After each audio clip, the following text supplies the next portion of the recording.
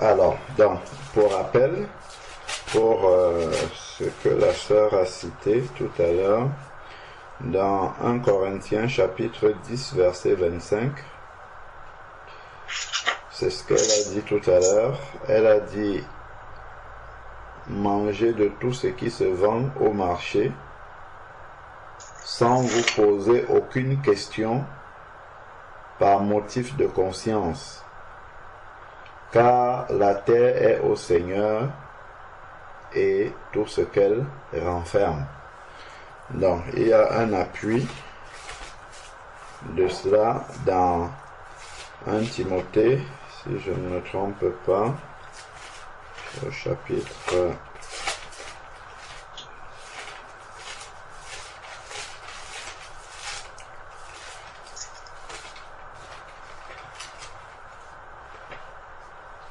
dans 1 Timothée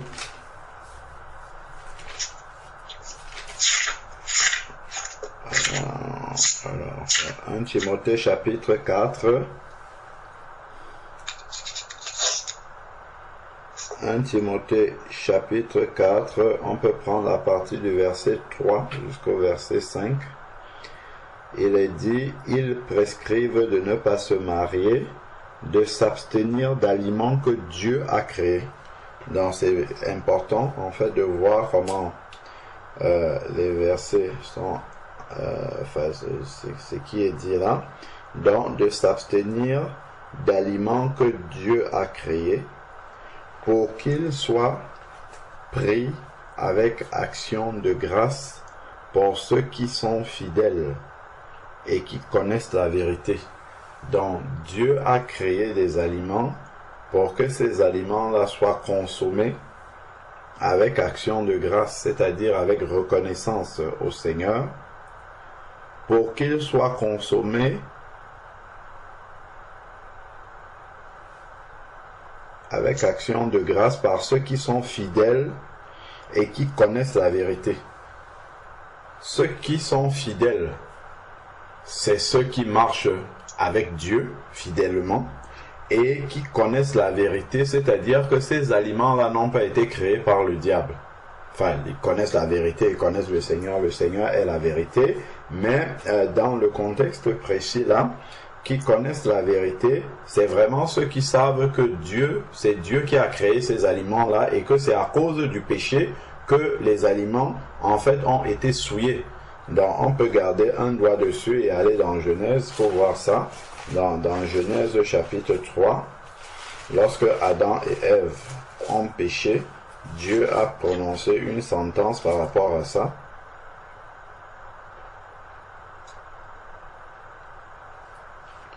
Donc, Genèse chapitre 3, verset 17, Dieu va prononcer une parole.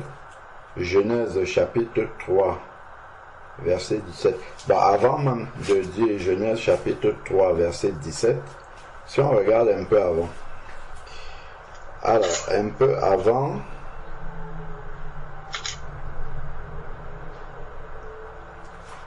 si on regarde un peu avant, alors, oui, ok.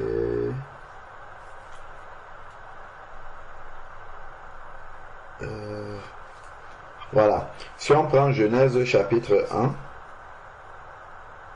Genèse chapitre 1, à partir du verset 26. Genèse chapitre 1, à partir du verset 26.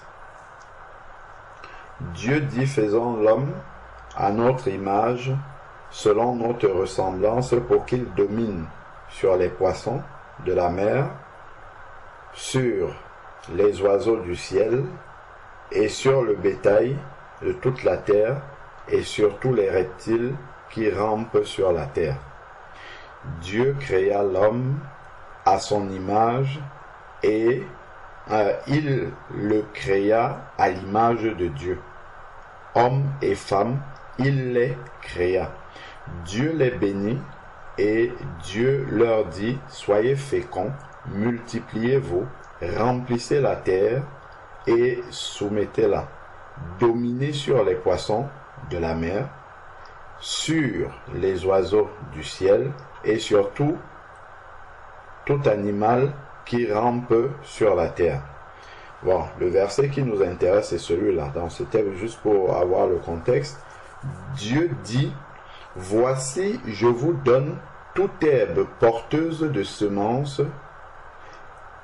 et qui est à la surface de la terre, et tout arbre fruitier porteur de semences, ce sera votre nourriture. Et ensuite à tout animal de la terre, tout oiseau du ciel et tout ce qui rampe sur la terre et qui a le souffle de vie, je donne l'herbe verte pour nourriture. Et il en fut ainsi. Dieu vit alors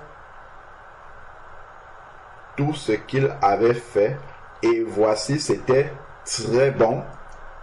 Il y eut un soir, il y eut un matin, ce fut le 6e jour. Donc Dieu a créé l'homme, et il a donné à l'homme pour nourriture. Donc on a vu l'herbe porteuse de semences et puis des arbres fruitiers. Donc ce que Dieu a créé est parfait. Donc ce que Dieu a créé ne pouvait pas provoquer de maladie chez l'homme si l'homme mangeait ça. Ce que Dieu a, parce que c'est parfait, donc la maladie ne fait pas partie de la perfection de Dieu. D'autre part également, ce que Dieu a créé là comme nourriture pour l'homme n'avait pas la marque de la souillure, parce que c'est avec le péché que la marque de la souillure va venir dans la nourriture. Donc, et c'est cela que nous voyons dans Genèse chapitre 3 verset 17. Genèse chapitre 3 verset 17. Il dit à l'homme, parce que tu as écouté la voix de ta femme, et que tu as mangé l'arbre dont je t'avais défendu de manger, le sol sera maudit à cause de toi, et c'est avec peine que tu en tireras ta nourriture tous les jours de ta vie.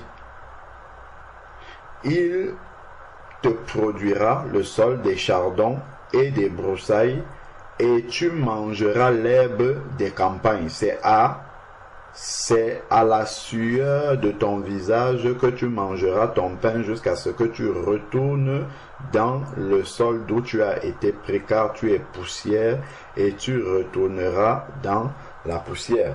Donc en fait ici on voit que à la suite du péché, Dieu a maudit le sol, et c'est ce sol là qui produit la semence. Donc voilà comment la souillure en fait est venue dans la semence, et qui fait en sorte que aujourd'hui le diable a la possibilité de corrompre la semence de multiples façons, de multiples manières, en mettant tout ce qui est semences, je sais pas, corrompues, qui ne sont pas naturelles, semences transgéniques, tout ce qui peut causer des maladies dont on entend parler aujourd'hui. Mais en plus de ça, si on va plus loin, il y a des choses qui sont consacrées à des divinités, ainsi de suite. Ça peut même entrer dans le domaine spirituel. Donc tout ça fait partie de la souillure qui est venue avec le péché. Mais à l'origine, la nourriture que Dieu a créée, à savoir les semences les herbes porteuses de semences, des arbres fruitiers, tout ça c'était parfait. Donc quand on revient dans 1 Timothée chapitre 4, c'est déjà pour comprendre, parce que la déduction en fait que tu poses par rapport aux produits cosmétiques et des vêtements, c'est l'application de ce que la parole dit par rapport à la nourriture. Donc il faut déjà comprendre ce que c'est afin de pouvoir examiner si on peut l'appliquer pour les produits cosmétiques et les autres. Il faut déjà comprendre pour le domaine de la nourriture ce qui se passe. Donc ensuite nous retournons dans 1 Timothée chapitre 4. Donc il est dit que, or, verset 4, 1 Timothée 4:4, or tout ce que Dieu a créé est bon et rien n'est à rejeter, pourvu qu'on le prenne avec action de grâce. Donc on expliquait pourquoi, enfin en tout cas, comment la Bible nous montre que tout ce que Dieu a créé est bon. On a vu que quand Dieu a fini de créer l'homme, il lui a donné les semences porteuses, les herbes porteuses de semences. Il a dit que tout ça était très bon, parce qu'il y avait la perfection de Dieu dedans. Donc ensuite ici, car tout est sanctifié, c'est le verset 5 de 1 Timothée, car tout est sanctifié par la parole et la prière. Donc, lorsque nous sommes devant un repas, il y a quelque chose qui va se passer. Jésus-Christ est venu mourir à la croix et le sacrifice expiatoire de Jésus-Christ à la croix a réparé le péché d'Adam et Ève. Donc voilà pourquoi 1 Corinthiens chapitre 15 verset 45 dit que Jésus est le dernier Adam. Donc il a réparé la faute d'Adam. Donc au nom de Jésus-Christ, lorsque nous allons prier devant un repas, toute la corruption qu'il y avait dans le repas va être engloutie dans le sacrifice de Jésus-Christ, en sorte que ce repas-là retourne à l'état où il était quand Adam et Ève n'avaient pas encore péché. Donc je reprends. Lorsque on prie et on invoque le nom de Jésus-Christ sur un repas, toute la souillure qu'il y a dans ce repas, que ce soit la corruption de la nature, enfin la corruption par des produits mélangés, tel qu'on peut le voir aujourd'hui, une agriculture qui n'est pas saine, que ce soit les prières qu'on peut faire, je prends par exemple la viande halal ou bien peu importe le type de viande, sur lesquelles on peut avoir prié sur invoquer des noms des divinités qui ne glorifient pas le Seigneur.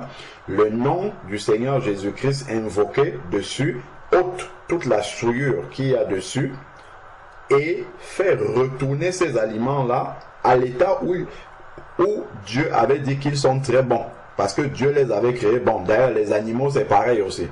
Quand Dieu a créé les animaux, si on retourne dans Genèse, les animaux ont été créés parfaits, aucun n'était souillé. Aucun de ces animaux-là n'était souillé. C'est le péché toujours d'Adam et Ève qui a souillé les animaux même, en sorte qu'on est des animaux impurs, qu'on est et même qui a donné donc la possibilité aujourd'hui que le diable puisse venir mettre son ingrédient en faisant en sorte que il y ait des incantations sur des viandes par exemple, et que en mangeant ça, en fait finalement on mange des viandes sacrifiées aux idoles.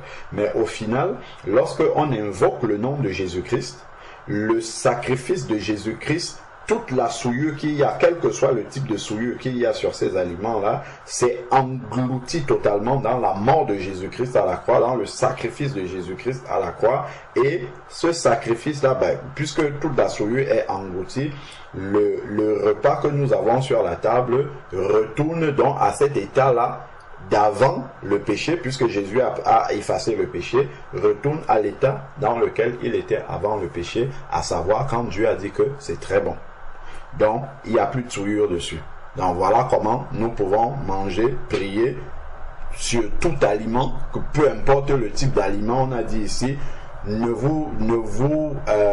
1 Corinthiens 10, 25, sans vous préoccuper par motif de conscience, mangez de tout ce qui se vend. Donc peu importe ce qui se vend, on parle bien de la nourriture, hein. Mangez de tout ce qui se vend au marché, parce que le Seigneur, la prière au nom de Jésus-Christ sanctifie ça, c'est-à-dire ramène ça à l'état dans lequel Dieu les a créés initialement, et il a dit ceci est bon.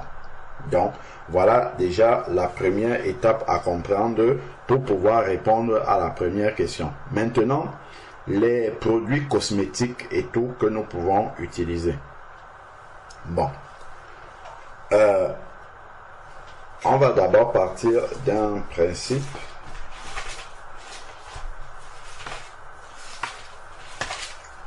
Si nous prenons le psaume 139. Dans le psaume 139, il y a une parole que David va dire.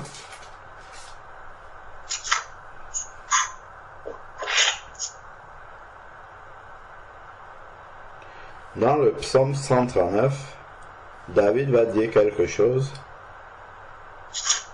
à partir du verset 13.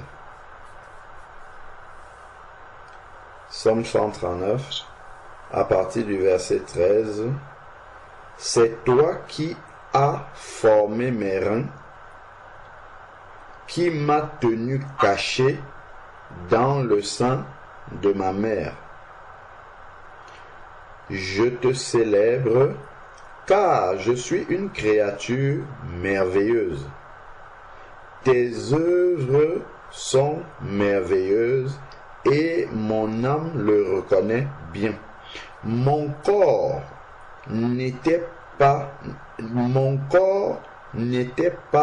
caché devant toi lorsque j'ai été fait en secret, tissé dans les profondeurs de la terre. N'oublions pas, l'homme a été tiré de la terre, il retournera dans la poussière.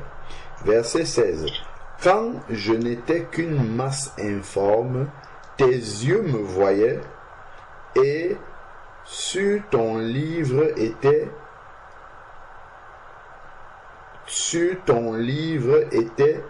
tous inscrits les jours qui étaient fixés, avant qu'aucun d'eux n'existe. Donc, lorsque nous comprenons bien ce passage-ci, au verset 14, il célèbre le Seigneur de ce qu'il est une créature merveilleuse. Et il n'est pas une créature merveilleuse suite à la main de l'homme, suite à ce que l'homme peut rajouter à la création que Dieu a déjà faite de son corps. Son corps tel qu'il est créé, alors qu'il n'était encore qu'une masse informe dans le ventre de sa mère, il était déjà une créature merveilleuse. Parce que la créature de Dieu, elle est complète, en fait, elle est parfaite, et puis on ne peut rien changer dessus, si ce n'est le péché, en fait, qu'il faut ôter. Voilà. Donc, ici, il était une créature merveilleuse. Là, je parle vraiment du domaine corporel, là, le domaine physique. Dieu l'a créé à la perfection. Pour lui, il était une créature merveilleuse, et nous le sommes tous. Donc, maintenant, le produit cosmétique, la question qu'on peut se poser, est-ce que c'est Dieu qui l'a créé? Les aliments qu'on demande que le Seigneur demande d'acheter au marché, sans se poser de questions, par motif de conscience, manger de tout ce qui se vend au marché, la prière sanctifie cela, c'est-à-dire que la prière ramène ça à l'état comme on a vu d'avant le péché d'Adam et Ève. Mais les produits cosmétiques déjà dans un premier temps ne sont pas créés par Dieu directement, c'est créé par l'homme et c'est créé par un homme qui est pécheur déjà. Donc il y a déjà la manifestation du péché dans les produits cosmétiques comme dans beaucoup d'autres choses que nous avons. Donc ce n'est pas directement la création de Dieu. Ça c'est déjà une différence à faire par rapport aux aliments. La question claire que le Seigneur la recommandation que le Seigneur a donnée par rapport aux aliments, c'est parce que c'est Dieu qui les a créés. Et c'est ce que la Bible dit, que Dieu les a créés pour qu'ils soient pris avec action de grâce. Donc, ce qui n'est pas le cas pour les produits cosmétiques. Dieu n'a pas créé les produits cosmétiques pour que l'homme les mette sur son corps, qui pourtant est parfait, et qu'il rende grâce à Dieu. Dieu n'a pas demandé d'utiliser ces produits cosmétiques-là. C'est l'homme qui veut améliorer ce que Dieu a déjà créé ou entretenir ce que Dieu a déjà créé et qui va rajouter des produits cosmétiques. Donc, déjà de but en blanc comme ça, on ne peut pas transposer ce qu'il y a dans les aliments par rapport aux produits cosmétiques. Voilà. Donc, maintenant, au niveau des produits cosmétiques, parce que les vêtements encore, ça va être autre chose. Donc, au niveau des produits cosmétiques, Dieu nous a accordé la sagesse, comme l'apôtre Paul peut nous dire, tout m'est permis, mais tout n'est pas utile, ou je ne me laisserai asservir par rien. Donc il y a des versets comme ça que l'apôtre Paul cite.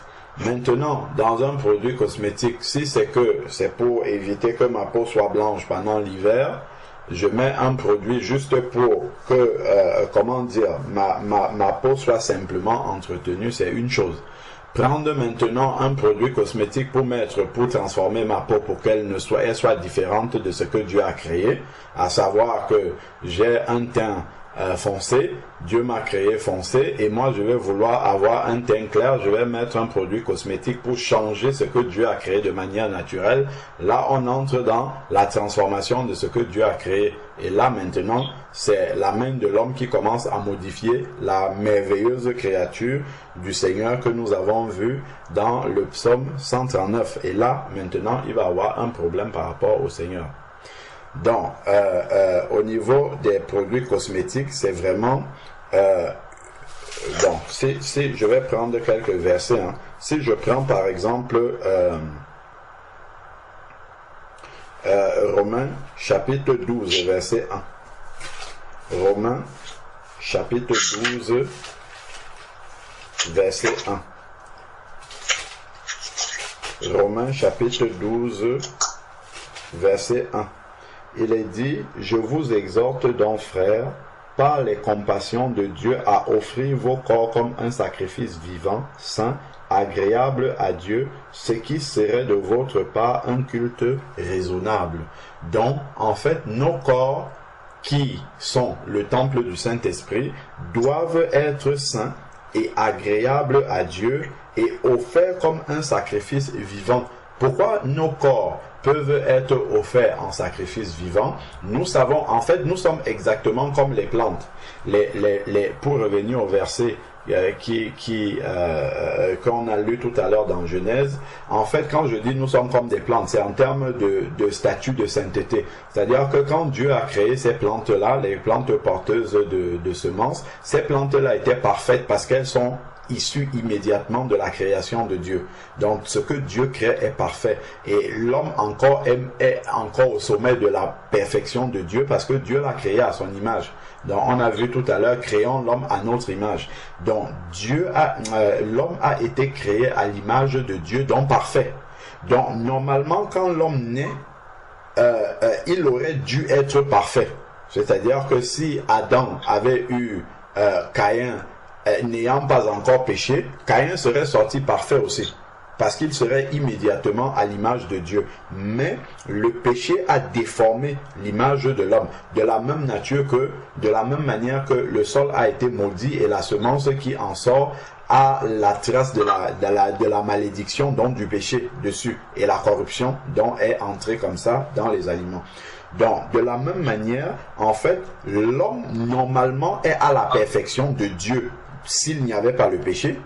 Donc, l'homme, une fois qu'il sort du ventre de sa maman, il est né dans le péché, il a le péché, et que Dieu pardonne ce péché-là, en fait, le Saint-Esprit vient pour redonner à l'homme, en fait,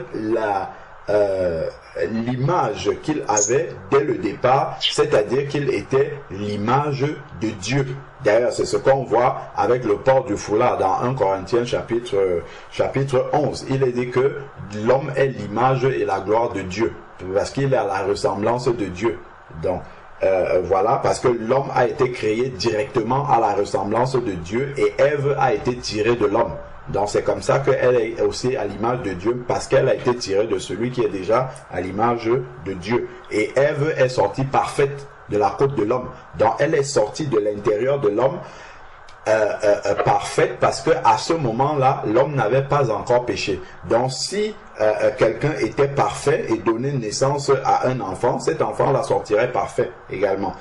Donc lorsque l'homme naît de nouveau, il va revenir en fait à l'état de perfection que Adam avait avant de commettre le péché. Bien sûr, grâce au Saint-Esprit, mais cette perfection-là doit descendre progressivement et se manifester. C'est pour ça que quand on se convertit, on entre dans un processus de perfectionnement. C'est pour amener la perfection-là de manière pratique. Mais l'Esprit Saint en nous fait de nous des personnes parfaites. D'ailleurs, c'est écrit dans Philippiens. Vous donc qui êtes parfaits, faites ceci. Mais c'est grâce à l'Esprit Saint qui habite en nous. Donc c'est pour cette raison-là qu'il peut dire ici d'offrir nos corps. Ça, c'est ceux qui sont nés de nouveau. D'offrir nos corps comme un sacrifice saint à Dieu. c'est à cause c'est grâce au Saint-Esprit qui habite en nous que nous pouvons offrir nos corps. Bien sûr, il faut le garder dans cette sanctification-là. C'est là que nous pouvons offrir ce corps-là comme un culte agréable à Dieu. Ce corps saint, sanctifié par la présence du Saint-Esprit, maintenu dans la sanctification pratique, là on peut l'offrir à Dieu comme un corps, comme un sacrifice vivant, saint, agréable à Dieu, donc comme un culte. Maintenant, si je prends un produit cosmétique qui dénature ce corps-là, qui transforme la création de Dieu, parce que ce que Dieu a juste besoin pour que ce corps-là lui soit offert en sacrifice saint, vivant et agréable à Dieu, il a juste besoin que le péché soit ôté, que le péché soit pardonné. Il n'a pas besoin d'autre chose. Parce que Dieu, normalement, il a créé ce corps-là à son image, il y a juste le péché qu'il a déformé. Donc, si la personne accepte Jésus-Christ dans sa vie, Jésus vient, il ôte ce péché-là, la personne n'a plus besoin d'être transformée par quoi que ce soit. La seule transformation dont il avait besoin, c'est que le péché soit ôté de sa vie. Donc, quand l'Esprit Saint vient, l'homme n'a pas à aller prendre des produits cosmétiques pour transformer son corps, pour transformer le corps que Dieu lui a donné. Donc là, s'il commence à transformer son corps, il ne pourra jamais offrir à Dieu un culte qui soit saint et agréable. Parce que ce culte-là sera désagréable à Dieu parce que l'homme a modifié physiquement la création de Dieu. Ce dont l'homme avait besoin, c'est d'être changé spirituellement. Parce qu'il a été souillé par le péché, mais c'est spirituellement, ce n'est pas physiquement. Le péché a été ôté spirituellement par le sacrifice de Jésus-Christ. Donc l'homme n'a pas besoin, sinon il est une créature merveilleuse de Dieu, il n'a pas besoin de modifier son corps. Bon, là on parle de produits cosmétiques, mais on peut étendre ça à d'autres choses. On peut prendre par exemple la chirurgie esthétique. Toutes ces choses-là, ça ne peut pas glorifier le Seigneur, parce qu'on entre dans la modification de ce que Dieu a créé. On peut encore étendre ça à beaucoup d'autres choses. Tout ce qui touche le corps et qui modifie en fait ce que Dieu a créé déjà de base, la personne au final ne pourra pas offrir à Dieu un sacrifice vivant, saint et agréable avec ce corps-là, parce qu'il faut que ce corps-là soit comme Dieu l'a créé, mais juste avec le péché en moins. Donc ce corps-là est confessé Jésus-Christ qui ôte le péché. À ce moment-là, ce corps-là peut rendre gloire au Seigneur. Donc je crois qu'il y a également Éphésiens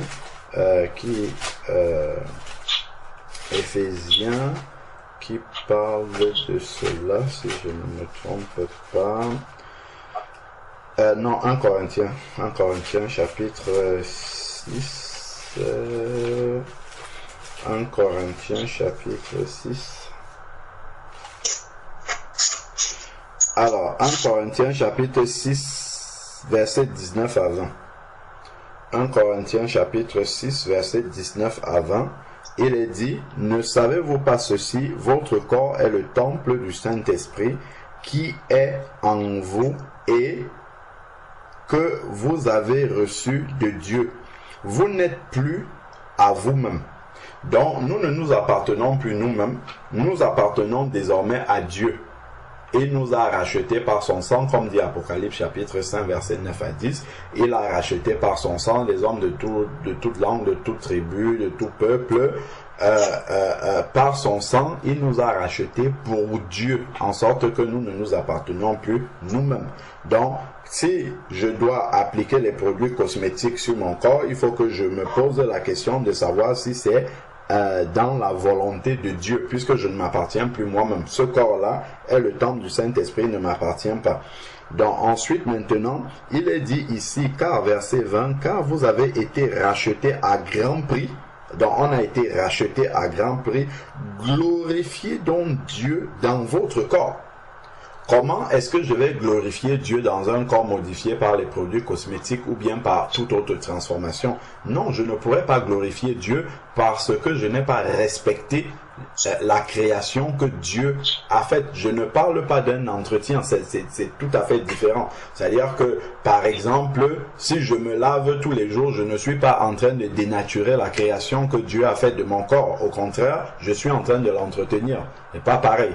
Si je vais mettre, comme j'ai dit tout à l'heure, simplement une huile qui n'est pas éclaircissante, qui ne modifie pas ma peau, qui est juste là pour l'entretenir afin que ma peau ne soit pas sèche, ça c'est pas un problème. Mais quand on entre dans ce qui va dénaturer, transformer, modifier la création de Dieu, là ça va poser un problème. Donc, je ne pourrais pas glorifier Dieu. Donc, glorifiez donc Dieu dans votre corps. Donc, je dois faire attention à ce qui passe sur mon corps et dans votre esprit. On nous précise bien qu'ils appartiennent à Dieu. Ça ne m'appartient plus. Donc, voilà un peu brossé voilà des éléments de la parole de Dieu qui peuvent toucher non seulement aux produits cosmétiques, mais on peut étendre ça à d'autres domaines. C'est pas Dieu qui les a créés directement. Donc on ne peut pas appliquer la prière pour les aliments que Dieu a créés, pour les ramener à la perfection de Dieu. On ne peut pas appliquer ça littéralement comme ça aux produits cosmétiques et dire, bon, allez, peu importe le produit cosmétique, je prie dessus et puis la perfection de Dieu vient dessus. Pour que la perfection de Dieu vienne dessus, il faut que ce soit Dieu qui l'ait créé avant. Et donc la prière dessus va juste ôter le péché, la souillure qu'il y a dessus, et ça reviendra à l'état d'origine dont Dieu l'avait créé dans la perfection. Ce qui n'est pas le cas pour les produits cosmétiques. C'est pas Dieu qui a créé ça. Donc, par rapport aux produits cosmétiques, on doit plus utiliser ces versets qui nous parlent du corps et de ce que représente le corps pour Dieu, ce corps qui doit être offert comme un culte à Dieu, et de voir donc ce qui doit toucher mon corps ne doit pas le modifier par rapport à la création que Dieu a fait de ce corps-là dès l'origine. Je ne dois pas modifier ce corps-là, je dois le garder saint. La seule modification dont mon corps a besoin, c'est que le péché soit ôté.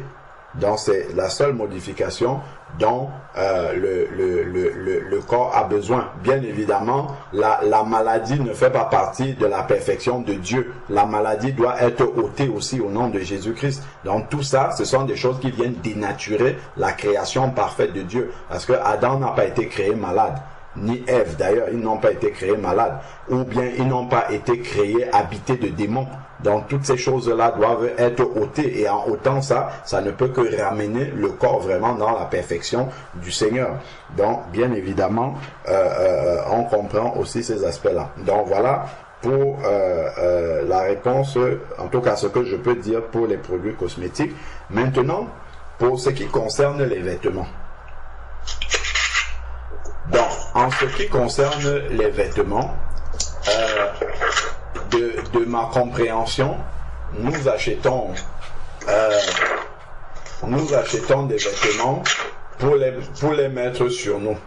Donc, en priant, c'est un peu comme lorsque nous venons habiter quelque part. Nous venons habiter quelque part, nous prions, et puis nous installons dans les lieux, et puis l'Esprit Saint en nous veille. L'armée céleste veille pour nous maintenir dans la sécurité. Donc, en ce qui concerne les vêtements maintenant, pour ma part, les vêtements, on les met sur nous, on prie, bien évidemment, on prie lorsqu'on les a. Les vêtements ne modifient pas la création même de Dieu, le corps, ça ne touche pas, parce qu'on parle de glorifier Dieu dans notre corps. Donc, le vêtement en lui-même, je parle de manière générale, le vêtement ne modifie pas la création de Dieu. Donc, le vêtement ne sera pas d'emblée comme ça un problème pour Dieu. Puisque c'est Dieu lui-même, lorsque Adam et Ève ont péché dans Genèse chapitre 3, il va aller tuer un animal pour faire les vêtements de peau et donner à Adam et Ève pour couvrir leur nudité. Donc le vêtement, de manière générale comme ça, ne va pas poser problème à Dieu. Donc maintenant, c'est lorsque le vêtement va venir dénaturer le corps, non pas dénaturer, mais lorsque le vêtement va venir donner une mauvaise présentation au corps. Voilà, là il va avoir un problème. C'est pour ça que le Seigneur va dire, par exemple, dans 1 Timothée, on peut aller voir ça, il va parler spécialement aux sœurs. 1 Timothée chapitre 2,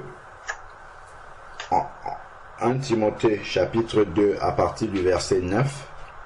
De même aussi que les femmes vêtues d'une manière décente. Donc on voit que le vêtement c'est bien, ça ne dénature pas le corps que Dieu a créé, qui doit être offert à Dieu comme un sacrifice saint, agréable, un culte raisonnable à Dieu. Ça ne modifie pas cette création, mais par contre, si le vêtement n'est pas porté correctement, ça peut faire en sorte que le corps devienne indécent dans sa présentation. Et là, ça ne pourra plus être un culte agréable à Dieu, parce que ça sera un corps dévêtu, un corps mal vêtu, un corps exposé. Ça, ce n'est plus un culte agréable à Dieu. Donc, il y a une manière donc de porter des vêtements. Il faut que le vêtement reste décent. Ça concerne homme comme femme. Avec pudeur. Donc, dans le vêtement aussi, on doit être pudique dans le vêtement. Donc, là maintenant, par rapport à la pudeur, s'il y a des logos de tête de mort, ainsi de suite, bon, là déjà par rapport à la pudeur, là quand on parle de pudeur, on ne parle pas de pudeur selon le standard du monde. On parle de la pudeur selon le standard de Dieu. Donc, je ne sais pas si un vêtement avec une tête de mort et ainsi de suite, c'est selon la pudeur de Dieu. Je ne crois pas. Je ne crois pas que c'est selon la pudeur de Dieu. Donc ça, c'est déjà une première chose. Ensuite, maintenant, il y a encore un autre aspect qu'on va voir, et modestie. Donc, si on commence à mettre des vêtements qui ne sont pas modestes, ainsi de suite, c'est plus le vêtement en fait qui va être mis en valeur que la créature de Dieu qui est notre corps, qui est à l'intérieur. Donc, et ça pose un problème, et ça peut créer d'autres sentiments de convoitise dans notre cœur. Et puis voilà pourquoi il parle de vêtements avec pudeur, avec modestie. Donc, ne se parle ni de tresses, ni d'or, de perles, ainsi de suite, de vêtements somptueux, mais de bonnes œuvres, ainsi de suite. Donc, on voit en fait, dans ce verset, on est alerté par rapport au fait que le vêtement peut venir transformer la manière dont la création de Dieu, qui est notre corps, se présente devant les personnes, et faire en sorte que ça ne soit plus un culte saint, agréable au Seigneur. Donc, je crois que c'est encore répété dans 1 Pierre chapitre 3. 1 Pierre chapitre 3.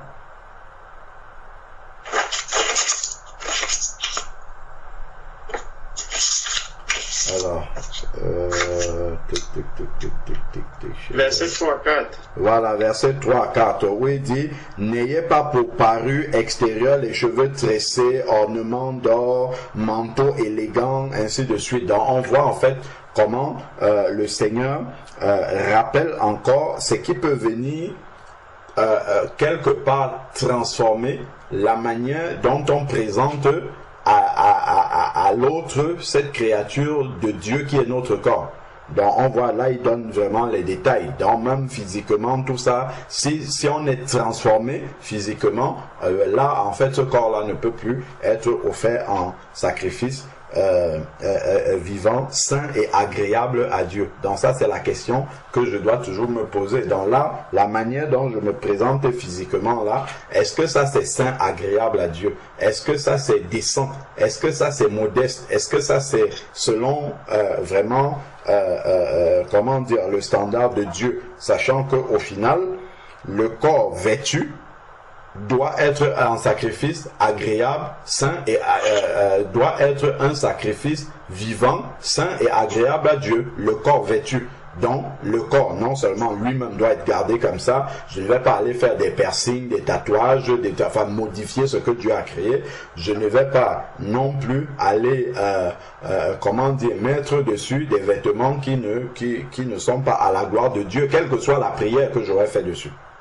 Donc ça c'est déjà un premier principe. Maintenant par rapport au logo, donc on a déjà vu que ça pose un problème par rapport à la pudeur. De l'autre côté, maintenant, lorsque on me voit, on doit voir Christ, je dois dégager Christ. Si j'ai une tête de mort, je ne sais pas si la tête de mort reflète vraiment Christ pour celui qui me regarde. Ça va poser un problème. La tête de mort, c'est l'exemple qui a été donné. Bon, mais il y a encore plein d'autres choses que nous pouvons avoir gravé sur nos vêtements. On peut avoir un message qui est un message qui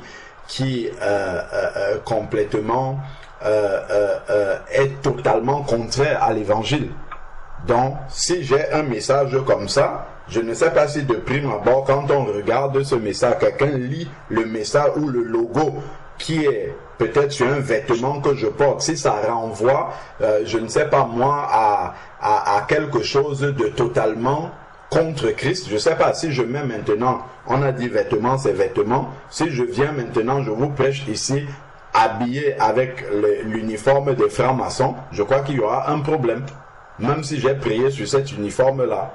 Pourquoi? Parce que lorsque vous allez me voir dans cet uniforme-là, même si vous savez que c'est Frère Alain qui a le Saint-Esprit qui est dans cet uniforme-là, ça va vous poser un problème, ça va vous scandaliser même. Parce que l'image que je renvoie n'est pas sain, agréable, vivant devant l'Éternel. Parce que il y a quelque chose qui fausse cette image-là, le fait que vous voyez un vêtement comme ça, dans lequel je me trouve, qui est associé aux frères maçons. Donc, ça pose un problème par rapport à la sainteté de Dieu que je suis censé avoir dans un corps habillé. Donc, voilà déjà un premier point par rapport à ça. Il y a 1 Corinthiens chapitre 10 verset 32 également. 1 Corinthiens 10 32 nous recommande également quelque chose. Au-delà de la pudeur, de l'image que je renvoie également, il y a une recommandation qui est donnée dans 1 Corinthiens chapitre 10 verset 32. Il est dit: ne soyez une pierre d'achoppement ni pour les Grecs, ni pour les Juifs, ni pour l'Église de Dieu. Donc, je ne dois pas être une pierre d'achoppement. Les Grecs, ça représente des païens. Les Juifs, ça représente les descendants d'Abraham, selon la chair, dans ce contexte-ci. Et l'Église de Dieu, c'est ceux qui sont sauvés par Jésus-Christ. Donc, si je sais que je vais venir prier avec vous, et que le vêtement que je vais mettre va vous scandaliser, il faut que j'évite de le porter. Si je viens ici avec un vêtement, avec une tête de mort là-dessus, ça c'est sûr que ça va vous scandaliser. Moi je me rappelle des années longtemps en arrière, je crois que c'était en 2013 ou 2014, il y a une sœur qui avait laissé un message sur une vidéo que j'avais publiée. Et juste elle faisait un commentaire, je ne me souviens plus trop de quel sujet.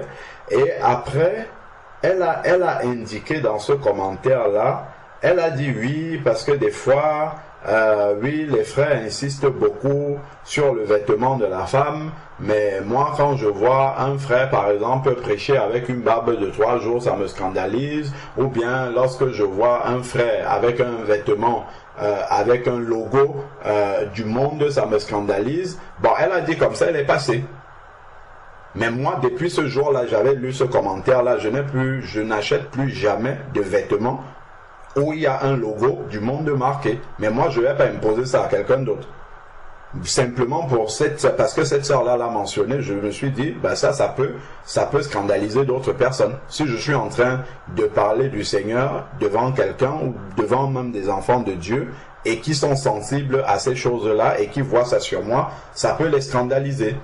Parce que, bon, voilà, c'est pas que je n'ai pas la liberté de le faire à partir du moment où ce logo-là n'est pas associé à quelque chose de démoniaque, de diabolique ou bien de quelque chose comme ça, mais simplement du fait que ça va scandaliser quelqu'un, ben je préfère ne plus le mettre. Donc j'essaye d'être vigilant, moi personnellement, moi je parle de mon témoignage personnel, je ne vais pas aller imposer ça à quelqu'un d'autre comme je disais, parce que cette image-là, par rapport au fait que j'apporte la parole de Dieu, il ne faudrait pas qu'il y ait quelque chose en moi qui scandalise quelqu'un.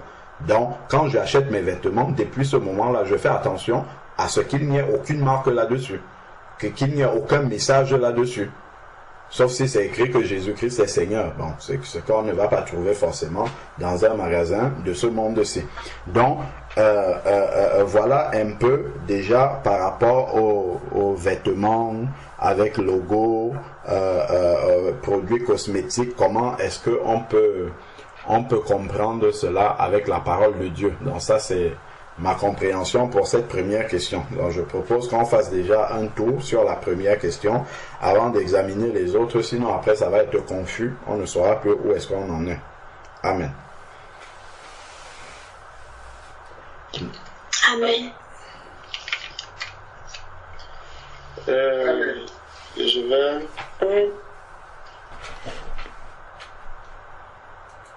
Je vais rebondir d'abord sur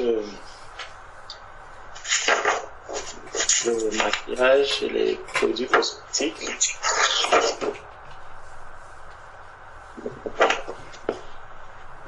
En fait, la question qu'on devrait se poser d'abord, c'est pourquoi on arrive au maquillage, aux produits cosmétiques. Bon, pour ce qui est de la nourriture, le Seigneur nous dit la nourriture et le vêtement nous suffisent. Bon, maintenant, on prend les produits cosmétiques, on les met dessus. Je ne vais pas revenir sur la nourriture dont le frère a parlé par rapport à comment la nourriture est sanctifiée par la parole quand on prie, parce que lorsque on regarde la parole de Dieu, il est dit que nous devons prendre la nourriture avec action de grâce. Donc, quand je prends une nourriture, je dois rendre grâce à Dieu parce que Dieu a créé la nourriture pour que je puisse la manger. Et pour moi, c'est une action de grâce. Je dois dire merci Seigneur parce que ce que tu as créé me permet de maintenir le temple que je suis. Parce que depuis le jardin, Dieu a mis la nourriture pour que l'homme puisse la consommer, pour que l'homme puisse la manger.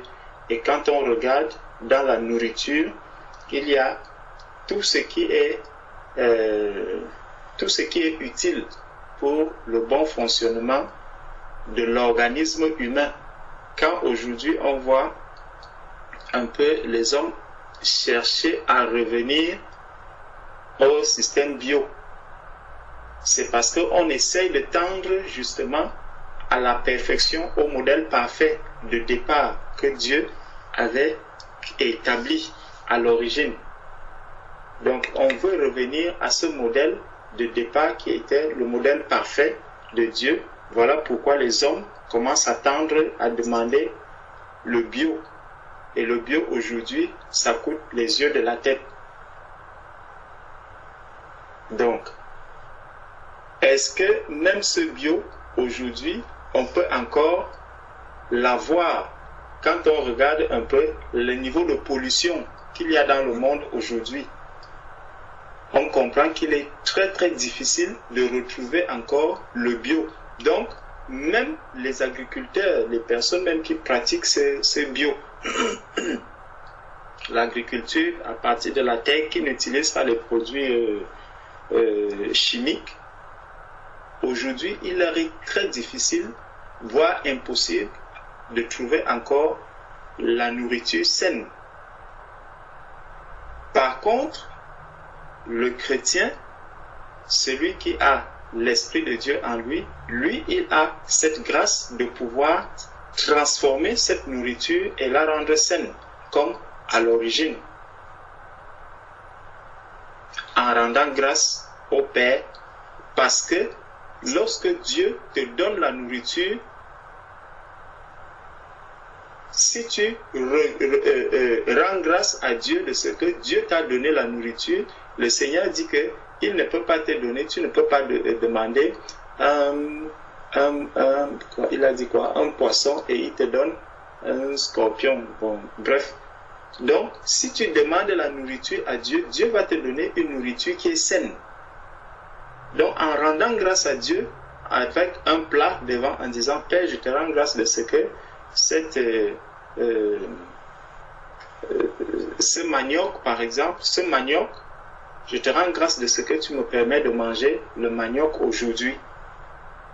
Comme c'est Dieu qui te le donne, en ce moment-là, c'est un manioc qui est sain, c'est le manioc que Dieu a créé depuis l'origine. Donc ça change la manière de... Et ça, cette parole-là, je dois la saisir par la foi. Donc même quand je prie pour la nourriture, il faudrait que j'ai la foi, que la prière, l'action de grâce que je prononce en ce moment-là, c'est par la foi. Et je reçois par la foi que cette nourriture a été sanctifiée par le Seigneur et elle a été rétablie comme un plat venant directement du Seigneur. Le Seigneur a préparé ce plat et il me l'a donné. Donc, par contre, pour ce qui concerne les produits cosmétiques, on va donc se demander, mais pourquoi est-ce que on arrive aujourd'hui à parler des produits cosmétiques? On arrive aujourd'hui à parler des produits cosmétiques. Si tant est que la parole de Dieu nous dit que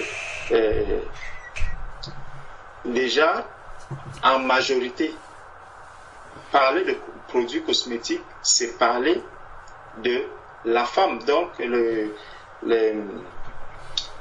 l'entretien de la femme.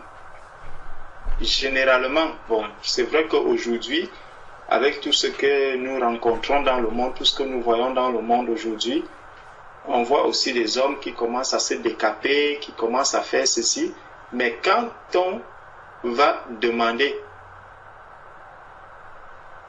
pourquoi est-ce que l'homme se décape, pourquoi est-ce que la femme, par exemple, se décape, quelles sont même les conséquences de ce décapage par rapport à la peau, par rapport à l'organisme humain. Le Seigneur nous dit dans 1 Corinthiens chapitre 3, prenons 1 Corinthiens chapitre 3,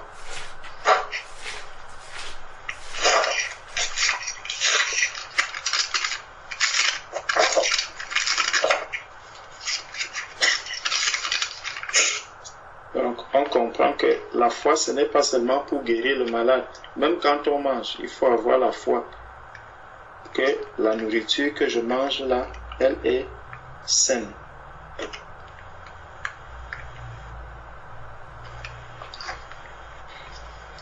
En Corinthiens chapitre 3, à partir du verset 16.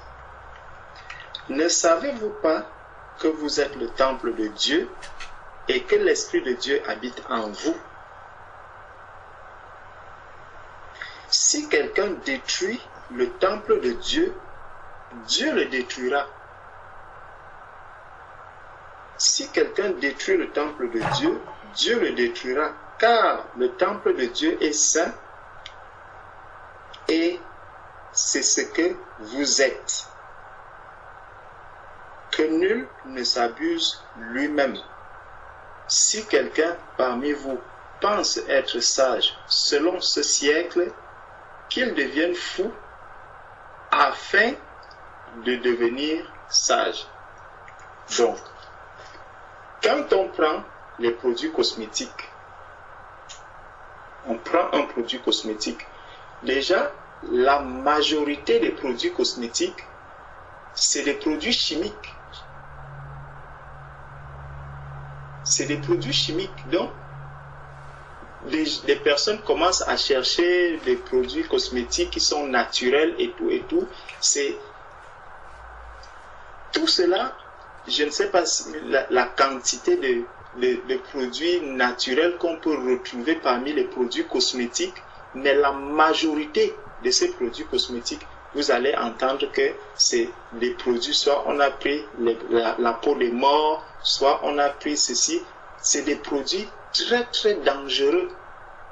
Ça veut dire que l'homme s'engage lui-même dans un processus qui est déjà perverti, dans un processus qui est déjà totalement contraire à ce que Dieu attend de l'être humain. Et c'est là où il va dire, Seigneur, je te prie pour que tu sanctifies ce produit cosmétique. Cette prière, elle ne peut pas tenir devant Dieu. c'est comme si je prenais le poison, je prends le poison, je dis, je vais boire le poison, je vais consommer le poison,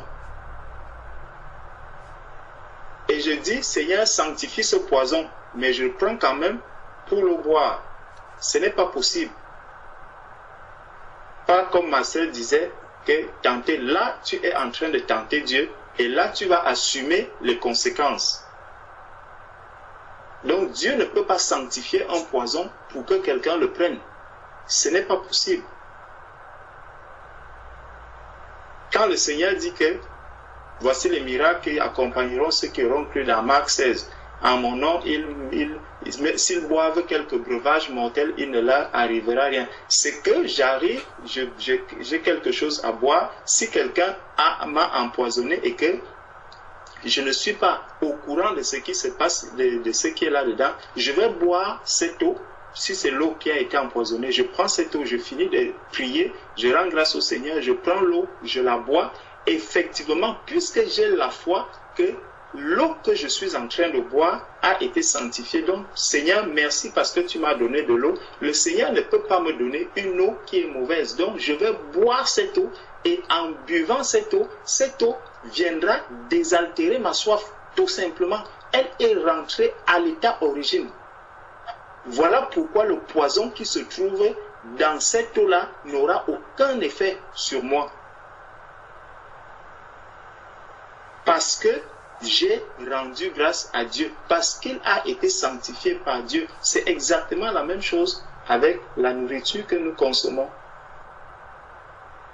Mais maintenant, je prends moi-même le poison, je mets dedans.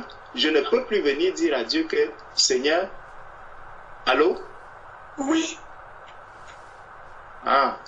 Donc, je ne peux plus venir dire à Dieu que, Seigneur, sanctifie ce repas ou sanctifie cette eau, alors que moi-même, j'ai mis du poison dedans. Ce n'est plus possible, ça c'est impossible.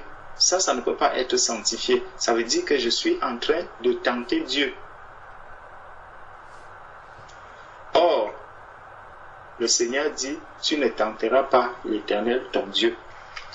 Donc, nous savons que les produits cosmétiques, donc, c'est des produits qui sont toxiques. Quand on regarde les personnes qui font du maquillage, par exemple, c'est des produits cosmétiques qu'elles utilisent. Vous voyez le corps de ces personnes. C'est des personnes qui, à la longue, finissent par attraper le cancer de la peau. Les médias en ont parlé, tout est divulgué par rapport à cela. C'est comme des personnes qui fument. On a publié, on a même mis des inscriptions sur les boîtes des paquets de cigarettes, c'est cancérigène et tout, et tout, et tout. On met même un poumon qui est pourri et tout, et tout. Mais la personne va, elle achète de la cigarette, elle fume. Quand elle voit les personnes qui sont atteintes du cancer de la peau, les gens se lèvent toujours, ils vont prendre des produits cosmétiques. Ils continuent de les mettre sur la peau, ils continuent d'utiliser. Regardez les femmes qui ont utilisé les produits comme les fonds de teint pendant longtemps et tout, et tout. Vous allez voir l'état du visage des années plus tard.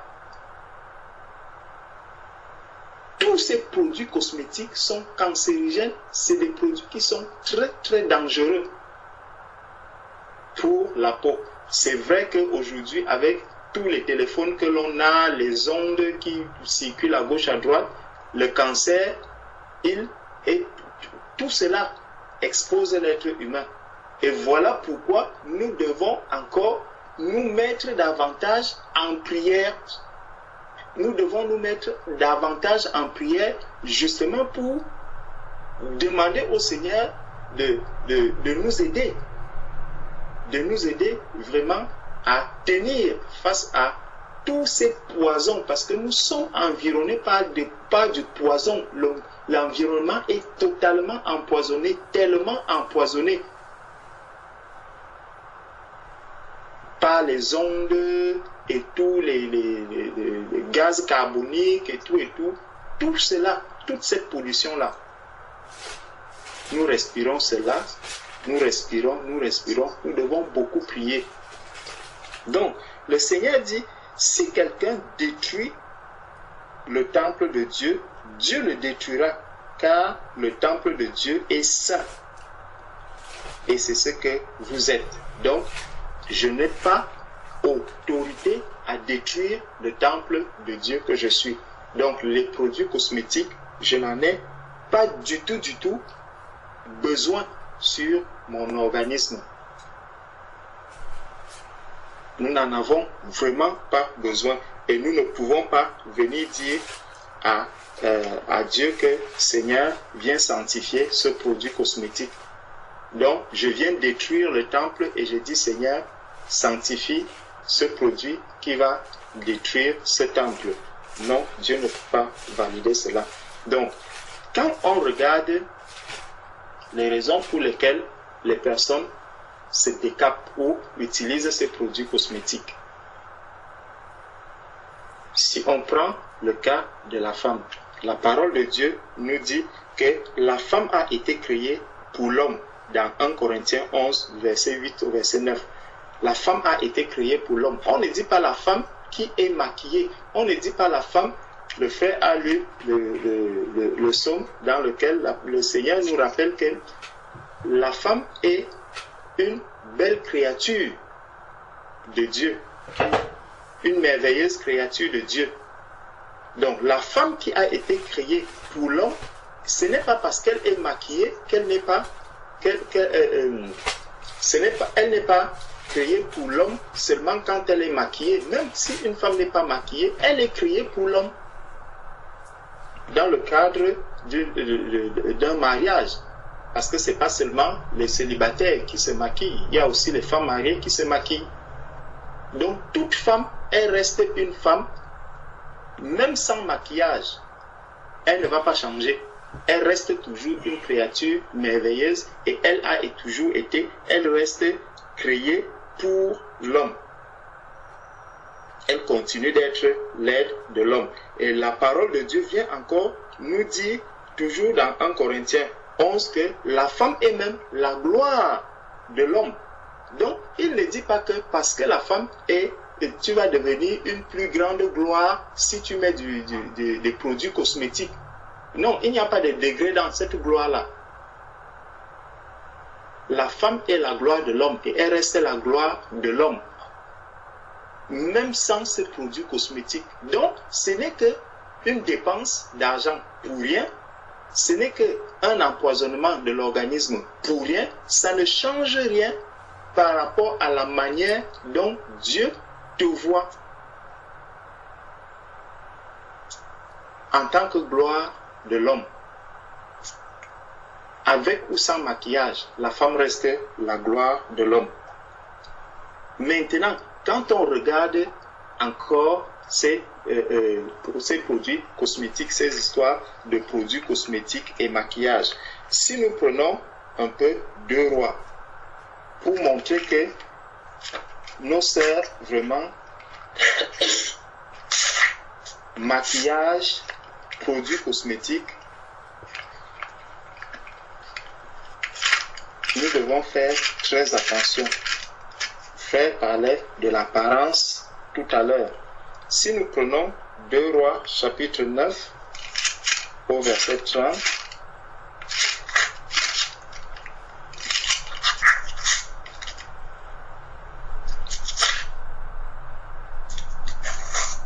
Jéhu entra dans Israël.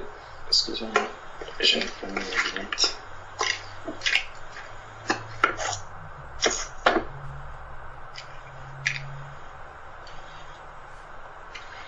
Jéhu entra dans Israël. Jézabel l'ayant appris, mit du fard à ses yeux, se para la tête et regarda par la fenêtre. Donc, on voit le genre de femmes qui se maquillent ici, qui mettent des fards. C'est les femmes Jézabel. C'est elles qui vont mettre des fards. Produits cosmétiques, elles vont se maquiller bien. Est-ce que ça, c'est le modèle de la femme chrétienne? Est-ce que ça, c'est le modèle de la femme qui veut servir, qui fait profession de servir Dieu. Est-ce que c'est son modèle ici? Jézabel.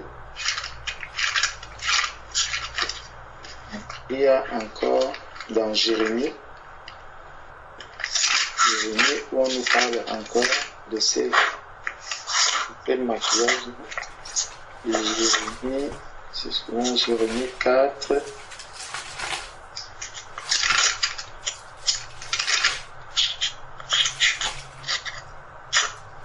Jérémie chapitre 4.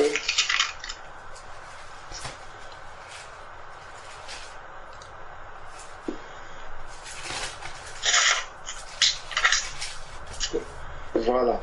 Jérémie chapitre 4, verset 30. Et puis, dévasté, que vas-tu faire? Tu te revêtiras de cramoisie. Tu te pareras d'ornements d'or. Regardez, ça me permet également de commencer déjà à toucher un point sur 1 Timothée chapitre 2 du verset 9 à 10 que le frère lisait tout à l'heure, où on parlait de la modestie de la femme. Comment est-ce que l'apparence extérieure de la femme. Ici on dit, tu te revêtiras de cramoisie, tu te pareras d'ornements d'or, tu mettras du fard à tes yeux, mais c'est en vain que tu t'embelliras. Tes amants te méprisent et ils en veulent à ta vie. Ouais, donc on fait une liaison entre toutes ces choses, des produits cosmétiques qu'on met là au-dessus, les fards et tout, avec les amants. Avec les amants. Et ça implique quoi? Il y a ça me rappelle, prenons un peu 1 Corinthiens chapitre 6. Prenons un peu 1 Corinthiens chapitre 6, verset 18 à...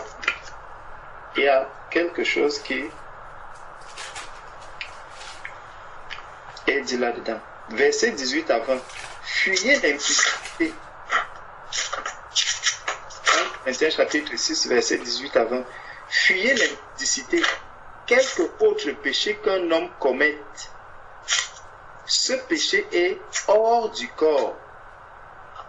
Mais celui qui se livre à l'impudicité pêche contre son propre corps. Donc, lorsque je détruis le temple de Dieu, je suis en train de pécher contre mon propre corps également. Exactement comme celui qui se livre à l'impudicité. Je suis en train de pécher contre mon propre corps. C'est ce qu'on nous dit ici. Que celui qui pêche, celui qui se livre à l'impudicité pêche contre son propre corps. Et il vient encore rappeler, ne savez-vous pas que votre corps est le temple du Saint-Esprit qui est en vous, que vous avez reçu de Dieu et que vous ne vous appartenez point à vous-même. Donc, si je ne m'appartiens pas à moi-même, pourquoi est-ce que je dois donc me chercher à apporter des fards sur quelque chose qui ne m'appartient pas? C'est comme si j'arrive dans une maison, je regarde la maison, je commence à mettre une peinture dans la maison. La maison ne t'appartient pas. Quand le propriétaire de la maison te voit en train de peindre les murs et tout, il va te dire, monsieur, je vous ai invité pour manger, mais là, ce que vous êtes en train de faire, ça n'a pas de sens. S'il y avait possibilité, il appellerait par exemple peut-être le SAMU. Okay? J'ai quelqu'un ici qui n'est pas bien. Venez le chercher. Donc, la personne qui est consciente qu'elle est le temple du Saint-Esprit et qu'elle ne s'appartient pas elle-même, va s'abstenir d'apporter des produits cosmétiques qui détruisent le temple du Seigneur qu'il est.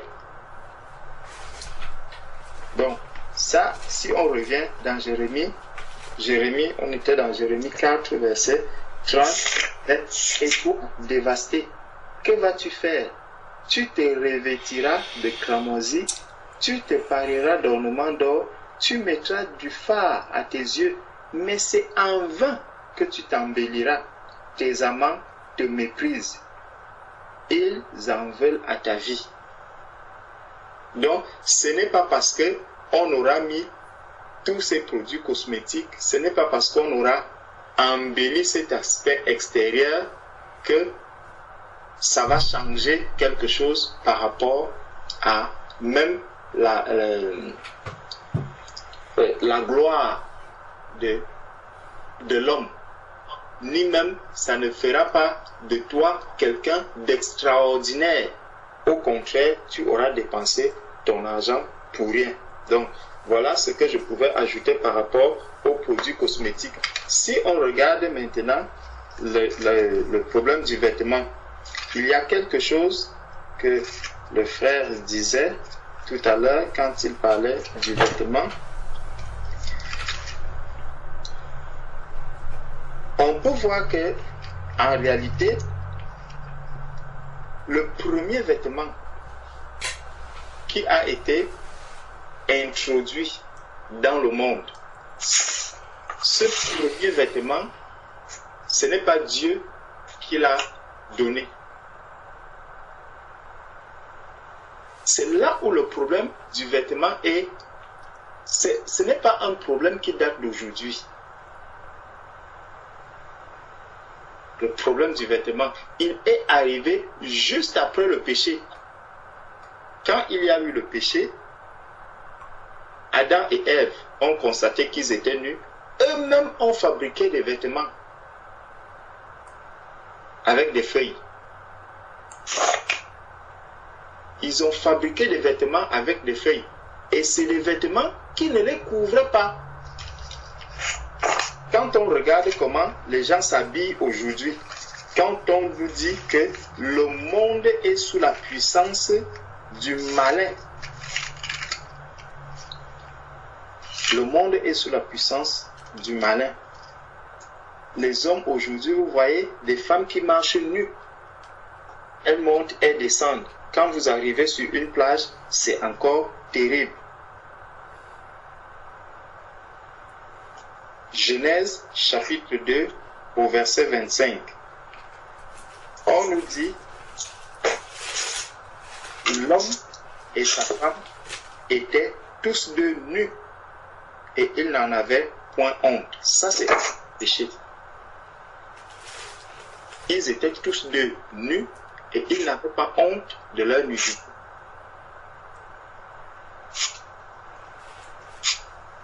Donc là, ils étaient tels que Dieu voulait. Maintenant, dès qu'on arrive au chapitre 3, verset 7, les yeux de l'un et de l'autre s'ouvrirent, ils connurent qu'ils étaient nus.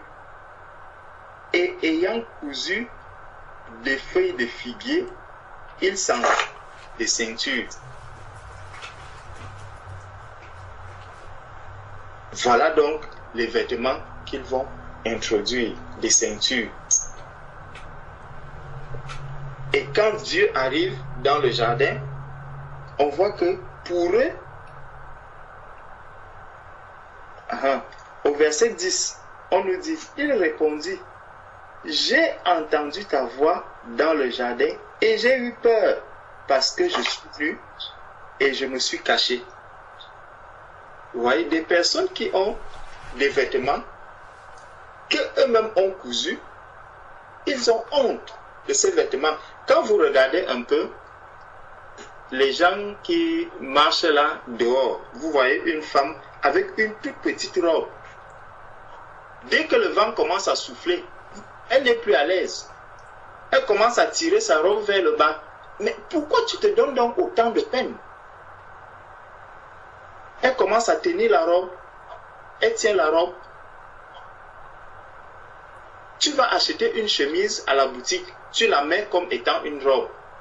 Et il suffit d'un petit vent, même si c'est une voiture qui passe, elle va tenir la robe. Ici, Adam et Ève, lorsqu'ils ont mis leurs propres vêtements, dès que Dieu est arrivé, ils sont allés se cacher. Parce que ce n'est pas des vêtements qui correspondent à ce que Dieu attend. L'homme a décidé de créer lui-même sa propre mode, sa propre manière de se vêtir. Et cette manière de se vêtir, à lui-même, lui crée des problèmes. Tout ce que l'homme essaye de faire de lui-même finit par lui créer des problèmes. On crée des aliments génétiquement modifiés, des OGM. À la fin, c'est des problèmes. L'homme crée des produits cosmétiques, c'est des problèmes. L'homme décide de créer lui-même ses propres vêtements, encore, c'est des problèmes. Et tout ça coûte excessivement cher.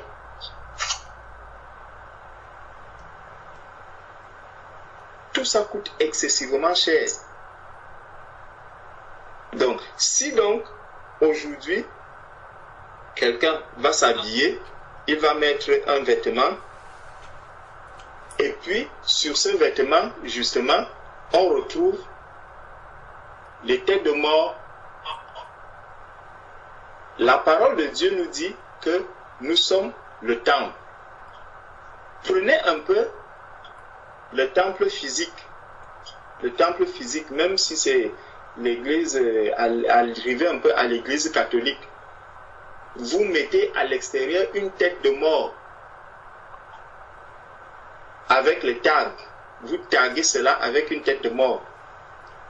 Vous allez voir ce que la police va vous faire. Vous allez être recherché. Parce que vous êtes allé profaner un temple. C'est la même chose que nous faisons. Lorsque je prends le temple du Seigneur que je suis, et que je vais peut-être faire un tatouage avec une tête de mort sur ma main, ou je mets un vêtement avec une tête de mort dessus, je suis en train de profaner. Je mets en liaison le temple saint que je suis avec la mort. C'est deux choses bien différentes. Le temple saint, c'est la vie. Et je prends la mort, je viens coller au-dessus. Christ qui vit en moi, il a dit, je suis le chemin, la vérité et la vie. Mais je prends une tête de mort, je viens coller au-dessus. Je suis en train de profaner le temple que je suis. Et normalement, quand tu es un chrétien, la police doit t'arrêter. Comme on va arrêter quelqu'un qui va profaner un temple physique, une maison et sur laquelle il va aller taguer en faisant un dessin qui ne correspond pas à l'éthique de cette maison, de la maison en question. On va chercher cette personne, elle est recherchée, on va la prendre et on la met en garde à vue. De la même manière, quand un chrétien met un vêtement avec une tête de mort dessus, il doit aussi il est recherché. Il est recherché et il est mis en garde à vue. Les anges viendront, ils vont te prendre et commencer à te reprendre.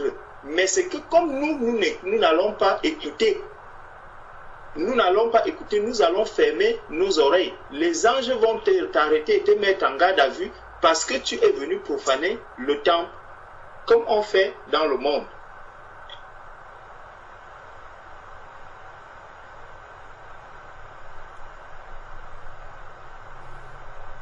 Et dans Lévitique, je crois dans Lévitique 20, on parle de ça. Si nous prenons Lévitique chapitre 20,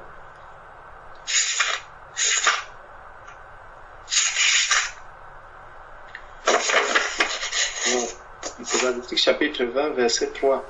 Et moi, je tournerai ma face commençons au verset 1, comme c'est pas long. L'Éternel parla à Moïse et dit, tu diras aux enfants d'Israël, si un homme des enfants d'Israël ou des étrangers qui séjournent en Israël livre à Moloch l'un de ses enfants, il sera puni de mort. Le peuple du pays le lapidera, et moi, je tournerai ma face contre cet homme, et je le retrancherai du milieu de son peuple, parce qu'il a livré de ses enfants à Moloch, souillé mon sanctuaire et profané mon saint nom. Donc, lorsque je souille le sanctuaire du Seigneur ou que je profane le nom du Seigneur, il y a des représailles qui doivent me suivre. Donc, c'est dangereux pour les enfants de Dieu de profaner le temple que nous sommes. Prenons conscience du fait que nous sommes le temple du Seigneur. C'est la même chose avec les tatouages. On va voir des enfants de Dieu qui ne sont pas encore éclairés par rapport à cela, qui vont se lever et aller se tatouer. Les enfants de Dieu qui vont aller se tatouer. La parole de Dieu en parle toujours dans Lévitique 19, au verset 28. Il est dit, vous ne ferez point d'incision dans votre chair pour un mort, et vous n'imprimerez point de figure sur vous. Je suis l'Éternel.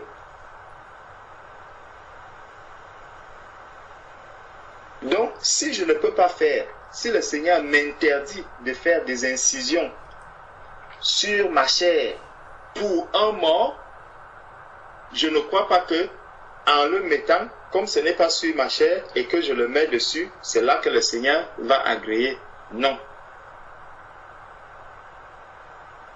Je n'ai pas à faire la propagande des morts. Je n'ai pas à faire la publicité des têtes de mort. Ça n'a aucun rapport avec la marche chrétienne. Donc, voilà ce que je pouvais ajouter après tout ce que le frère a dit. Amen. Amen. Amen. Alors, c'est bon pour toi, sœur Patricia, pour la première question? Oui, j'ai très bien compris. Ok. Dieu, merci. Amen. Donc, frère Jean-Paul, tu as quelque chose à rajouter ou un autre frère? Sinon, on passe aux questions d'après.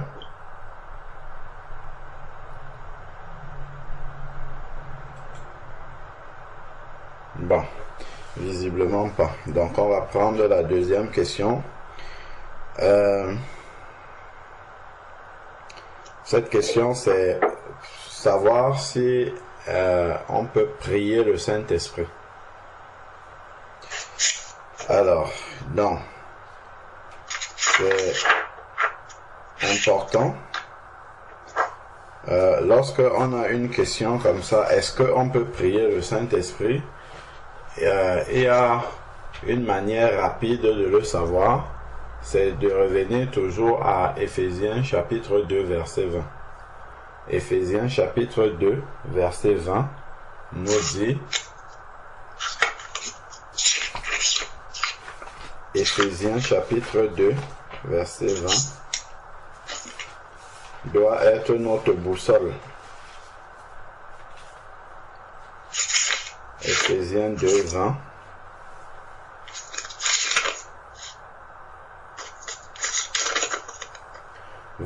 Vous avez été édifiés sur le fondement des apôtres et des prophètes, Jésus-Christ lui-même étant la pierre angulaire. Donc, voilà le fondement de notre foi.